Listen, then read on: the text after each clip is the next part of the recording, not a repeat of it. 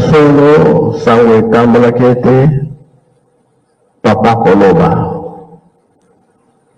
boya dino nyonso leyote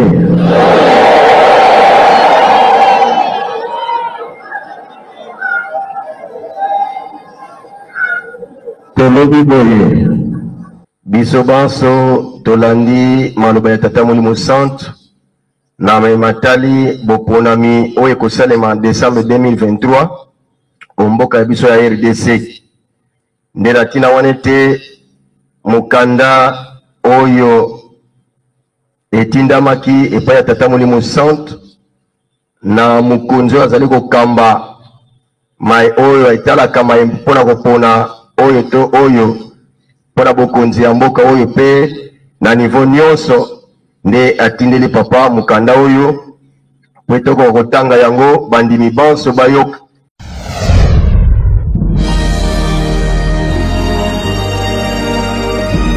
La vérité, écoutez Kalabele, la vérité. Les mensonges restera toujours les mensonges. Bah français, bah vous mentez, il en restera toujours quelque chose. Tazareko Kende, qui vivra, verra. Marie-Paul Mousselou, Lyon, France. Abonnez-vous massivement à Kimbangu 21 si vous voulez pas rater les chansons. Les paroles de nos papas. Zala na yo lokola mutu pamba. Mama Mikala zana titre te. Abonnez-vous massivement à Kimbangu 21. Kimbangu 21, la classe. Kimbangu 21, la différence. Abonnez-vous massivement. Solo sangue tambala kete papa koloba boya dino nyonso leyote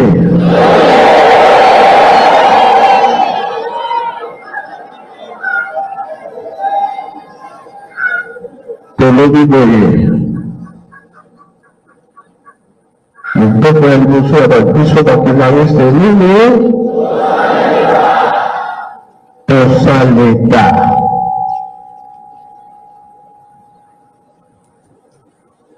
bakonzi balobi ke vote kozala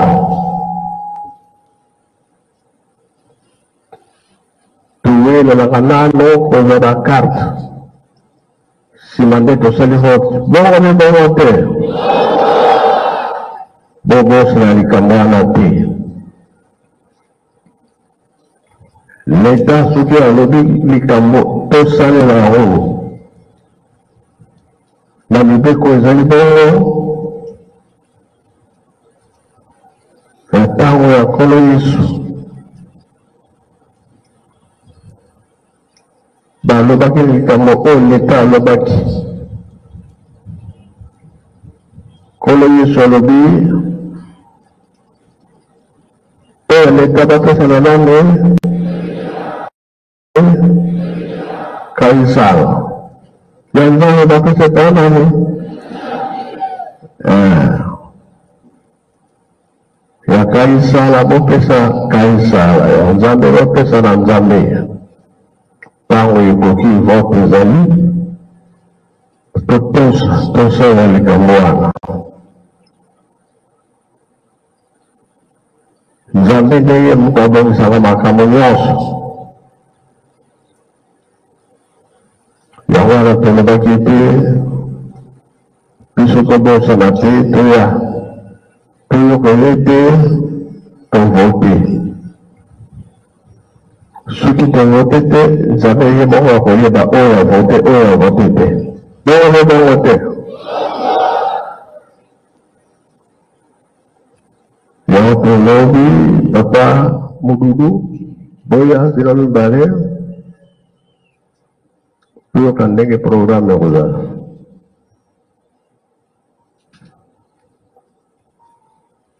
tozali bana ya RDC biso nyonso tina baprovince tina bamboka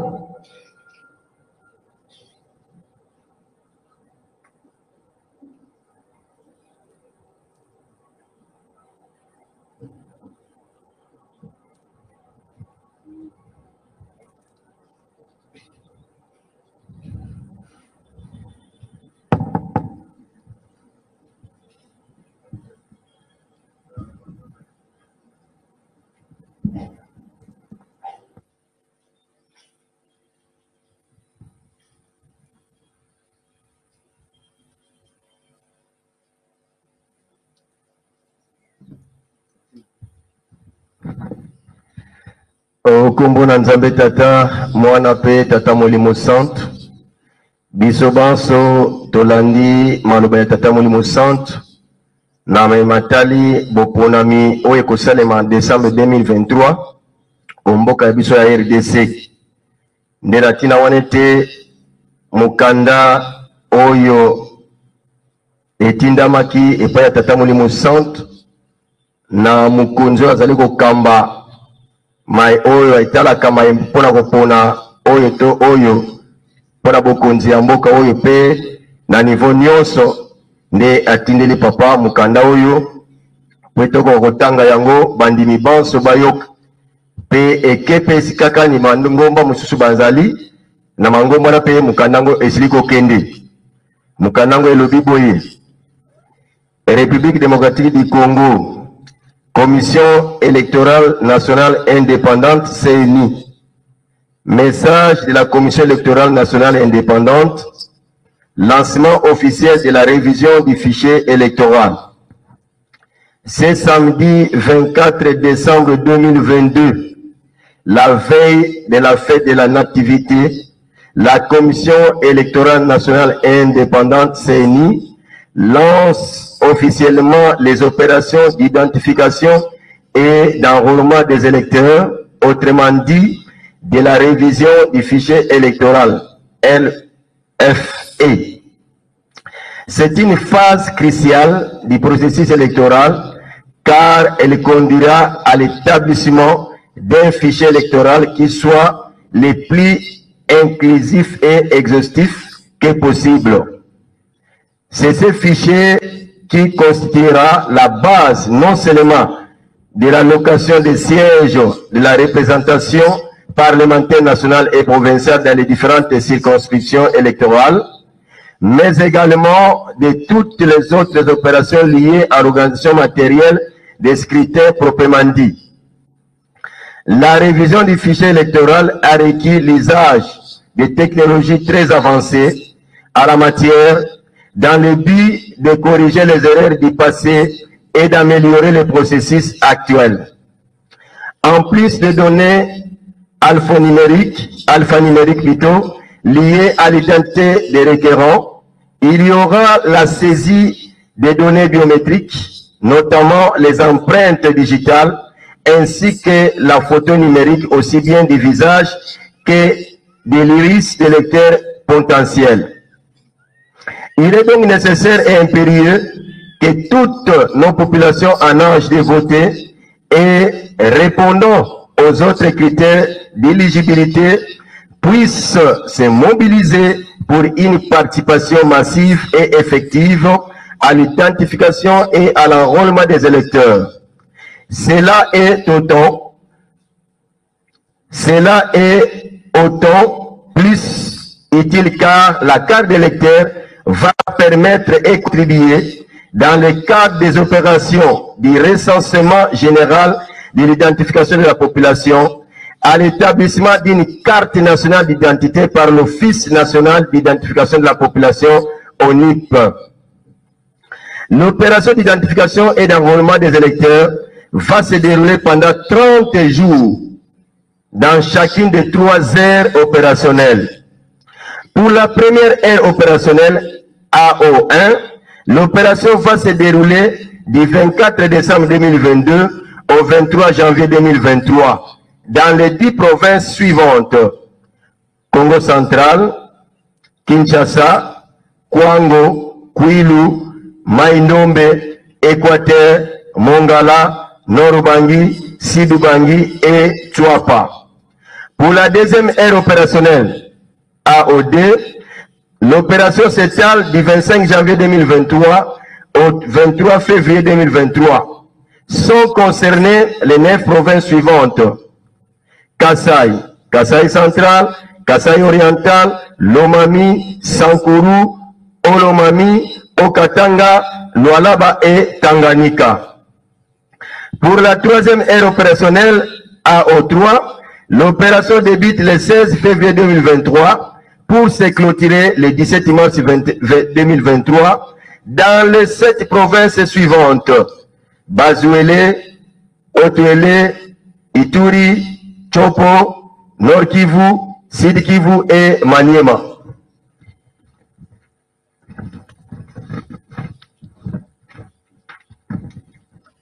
Il convient de signaler que, par souci d'inclusion, la CNI s'est résolue d'identifier et d'enrôler nos compatriotes résidant à l'étranger dans 5 pays choisis en guise d'expérience pilote. Il s'agit notamment de l'Afrique du Sud, de la Belgique, du Canada, des États-Unis d'Amérique et de la France. Qui peut se faire identifier et enrôler? Tout Congolais qui se retrouve dans l'une des catégories suivantes. A. Anciens enrôlés de 2016-2018 en vue de l'obtention d'une nouvelle carte d'électeur. B. Personnes majeures non enrôlées en 2016-2018. C. Nouveaux majeurs et les personnes non encore majeures au moment de l'inscription, mais nées au plus tard le 31 décembre 2006. Quelles sont les pièces requises pour se faire enrôler? Pour justifier l'identité, l'âge et la nationalité de l'électeur sera prise en considération l'une des pièces ci-après. Pour justifier l'identité, l'âge et la nationalité de l'électeur sera prise en considération et l'une des pièces ci-après. De l'une des pièces ci-après, A. L'acte de naissance, sa copie certifiée conforme, son extrait ou le jugement supplétif à l'acte de naissance. B. Les certificats de nationalité ou l'attestation en tenant lieu. C. La carte d'électeur 2016-2018 délivrée par la CNI. D. Les passeports nationaux en cours de validité. Et les permis de conduire en cours de validité. F. La carte d'identité ou d'élève en cours de validité. G. L'ordonnance du président de la République conférant la nationalité par naturalisation. H. Le livret de pension congolais délivré par la CNS. À défaut de pièces requises, les témoignages écrits des 3 témoins déjà inscrits par le centre d'inscription, contresignés par l'autorité locale, ne peuvent pas être inscrits sur la liste des électeurs.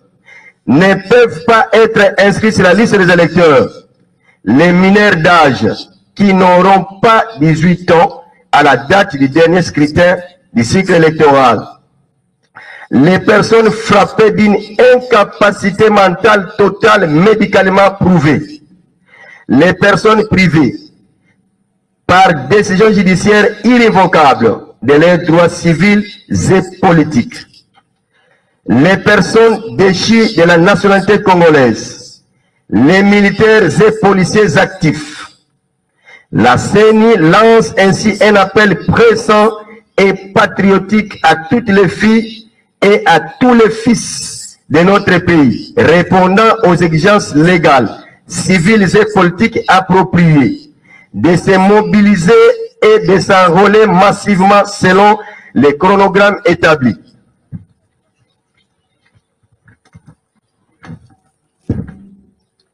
Cette participation citoyenne va permettre aux uns et aux autres d'avoir leur carte de lecteur, condition sine qua non, pour exercer en toute liberté et en toute légalité les devoirs sacrés de voter. Pour faciliter l'enrôlement et éviter aux requérants de passer beaucoup de temps au centre d'inscription, la CENI a introduit une application de pré-enregistrement rapide, PRERAP en sigle, disponible sur Play Store et App Store et qui peut être téléchargé sur un ordinateur, une tablette ou un téléphone portable. PRERAP permet le remplissage hors ligne.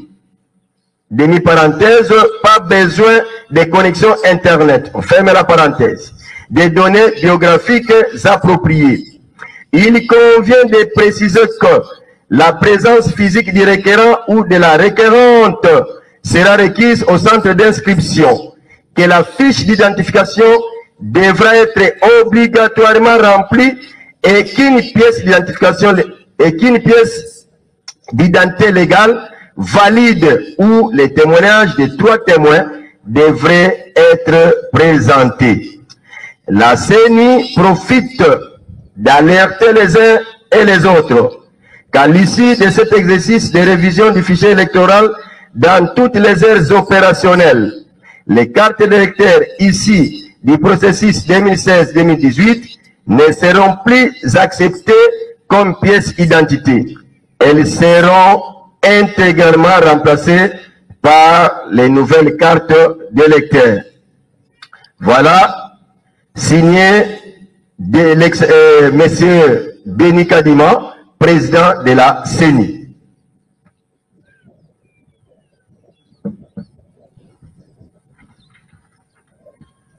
Na kombo ya tata mwana pe tata Mulimu Santu biso nyonso ndenge tolandi message ya tata Mfumwalongo papa Simon Kimbangu Kiangani apesaki communiqué bisika nyonso ete dimanche lelo le 25 décembre akoloba liloba yango tozalaki kozela tolandi yango kobanda biso bato tozali awa na Kinshasa pe baye bazali kolanda biso na ba province nyonso ya RDC pe na mokili mobimba.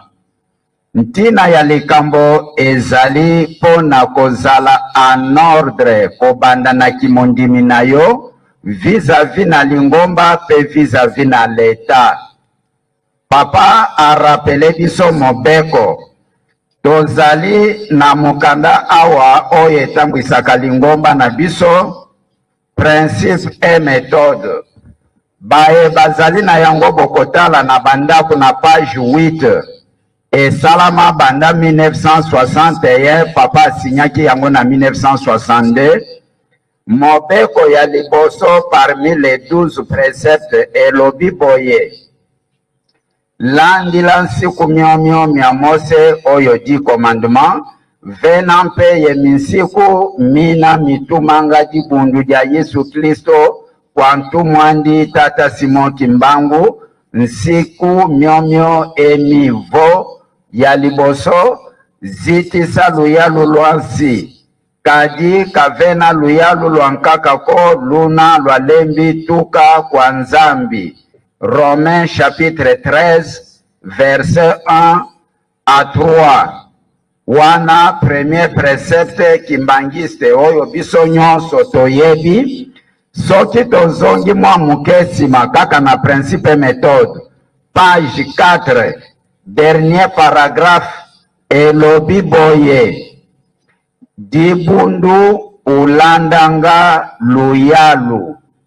Biso église kimbangiste tozalaka batu ya liboso ya kotosa soki leta alobi likambo biso totosaka toyebi histoire ndenge Lingomba na biso ekomi 100 ans lelo oyo nyonso azali kimbangiste akomi deja na maturité. Bisika nyonso tozali ndenge batangeli biso mokanda oyo leta akomelaki papa mokanda oyo batangi yango presque bisika nyonso pe mangomba nyonso awa papa abengisaki biso nyonso mwana nyonso ya papa Simon Kimbangu Kiangani oyo ayebi ete ngai nazali mwana ya papa Simon Kimbangu Kiangani tolandi calendrier ndenge bapesi kobanda lobi le 24 décembre oyo kino toza kokota na mois de janvier vers le 25 batangi ba province ya liboso baye kotanga lisusu ba province ya mibale pona kokloture RDC biso nyonso oyo azali deja na 18 ans tobongama deja tosala enrôlement recensement. Mokanda oyo tokozwa babengi carte d'électeur ou bien carte pour citoyen et ko permettre biso ko voyager sika nyonso kolinga kotambola pona kolakisa ke ya solo ozali congolais ya RDC okolakisa carte na yo pour citoyen yango papa a prévenir biso nyonso tomibongisa ntango tokozwa bakarte wana tokomi en règle tokomi en ordre mokolo ya vote biso nyonso tose présente tosala bavote na ndenge leta atindi biso tozalaka leta liboso biso tolandi nsima oyo nyonso azali kimbangise tobongama toyeba ete papa atindi biso tosala ndenge leta asengi na biso bakongolais nyonso tosala enrôlement tozwa bakarte pour citoyen bakarte oyo tokosalela bavote mokolo ya vote biso nyonso tose présente tosala bavote na kolanda mpe kotosa mobeko ya liboso ya lingomba na biso tosala eta nde likambo papa atindi biso tolimbola yango wana na pase micro na ndeko nanga po akomplete. Okombo na Nzambe tata mwana pe tata Molimo Centre na litinda ya tata Molimo Centre na banza biso banstolandi ete biso tozali na mboka oyo babengi République démocratique du Congo oyo mboko elandaka mibeko ya leta oyo mboko oyo pe emeseni za koorganize ba élection nde na tina wana ete tata mokonzi ya mboka oyo azokama mboka wa biso Félix Antoine Tshisekedi président de la République chef de l'État abongisi ete maponami makozala na décembre 2023 mais tokokende directement na maponami lolenge wana te ebongi te koyeba nani oyo akoko vote nde tina wana ete aorganize na nzela ya seni po ete ma recensement esalema me mikolo milekaki mpe bandeko na biso mpe bayaki awa oyo babengi ete bamembre ya ONIP bayaki mpe bamonaki na tata mokonzi ya lingomba mokonzi ya bule bamekaki kosola makambo yango ete esengeli mwana mboka yoko azala na carte d'identité na ye epuis soki otali mpena na epai na biso na niveau ya Afrique tozali parmi ya bamboka to pays oyo tozala ba carte pour citoyen yango wana tongi tozonga su na esika ena po tozala mutu na mutu azala na carte na ye et raison pour laquelle bana mboka oyo bazokamba ONIP Office national d'identification de la population bango bako travailler en synergie na seni akosisa dia recensement na ye mais ONIP akokoba yango nde na nzela wana nde tozwela ba carte pour citoyen nde yango wana ete ndenge tata mokonzi ngoma mokonzi bule tata Simon Kimoka Nzambe Molimo Centre alobaka na biso ete liboso tosala leta nde na tina wana ete biso tozalaka toujours nsima leta tango alobi biso tobaka iyo ingeta nde bomoni ete ere ya liboso ere opérationnel basible 10 provinces na 10 provinces wana Kinshasa, Congo Central, Grand Bandundu na Grand Bandundu kuna Mai Nombe, Kwangu, Kwilu pe bazui Grand Équateur, Mongala, Sidubangi, Nord-Bangi pe Chwapa wana premier air ya 10 provinces bango enrôlement na bango do biso toza conseiller pamba toza na kati na Kinshasa toza kati na Congo Central do toza conseiller pour na recensement wana oyo ebandaki depuis lobby mais lancement officiel na ba média partout ezosama ko bana lobby na lelo nde eza na niveau mangomba bazali kosakola ndenge papa asili kosakola yango ete kimbangiste nyonso fa se faire enrôler pambate moko kati na biso ngonga na seke koki esengeli azala carte pour citoyen mais toyebete différence ezali na mapona moto leka to ba élection leka ki liboso recensement ça 3 ou 4 mois mais recensement ya mbaloyo ba pesika sanza moko lokolo ebandaki lobi ekosila pe le 23 février donc wana na le 23 février Kinshasa silisi, Congo Central silisi, Mai Nombe, Kwangu, Kwilu, Mongala, Sidubangi, Nord-Bangi, Chwapa, bango nyonso basisi na date wana. Après, qu'est-ce que dans les 9 provinces lundi, après, qu'est-ce que dans les 7 provinces lundi. Donc, bisoban sur Kimbangis, tous s'engager, tous à la simatata simo ki mo kiangan.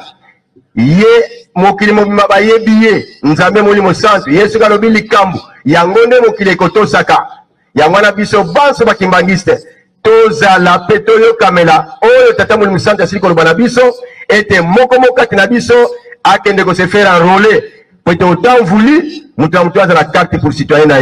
Donc, tu l'as dit, principes et méthodes, il y a l'ingomba. Et comment on takala? Papa Mfamba, Zamona Kala, Papa Dengena Papa Kisolokele, comment on a mis Kanana Bango? Donc, biso, toto sakaleta. Lelo, tata mouli mosanti, ye, tosana ye petangu nyonso, azali kotinda biso na Bible, Romains 13, 1 suivant. Donc, ebonge te biso na biso, toyebete maye tata muli musanta zolinga pona biso yango nde biso to salela voilà tina nde yangwana papa lekisi biso liboso pona kotalisa te kimbangise nyonso kobanda lobi kende na centre sikaka ni yo zali pene kende ko salisa kende ko salisa recensement na yo po ete mukolo yango so ikoki o voter na 2023 na mois de décembre. Voilà moi commentaire to ko sala nde yangwana. Donc vraiment tola la likamboyo bisobans de se faire enrôler pour être en décembre 2023 moko moka tamisa sila ko voter pour za oyo e ko pesa la biso na kombo tata mwana pe tata muli musantu amen. Tozong si manu pa ya papa Kimbangizmo ye toyoki bien toyoki te tolandi bien tolandi te na biso nde mabondeli toyokani likambo nyonso batiaka ngo na mabondeli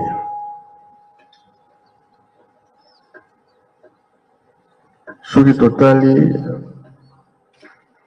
tuuti na 2022 tozokende wapi mikolo boni etikali une semaine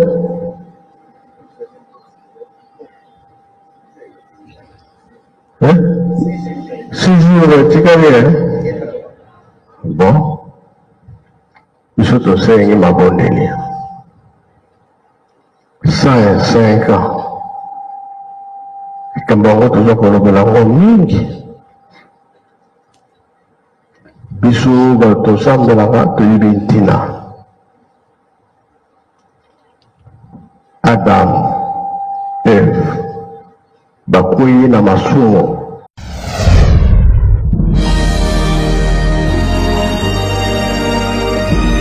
La vérité, écoutez Kalabele, la vérité. Les mensonges restera toujours les mensonges. Bah français, bah vous mentez, il en restera toujours quelque chose. Tazarego Kende, qui vivra, verra. Marie-Paul Mousselou, Lyon, France. Abonnez-vous massivement à Kimbangu 21 si vous voulez pas rater les chansons. Les paroles de nos papas. Zala na yo lokola mutu pamba. Mama Mikala azana titre te. Abonnez-vous massivement à Kimbangu 21. Kimbangu 21, la classe. Kimbangu 21, la différence. Abonnez-vous massivement.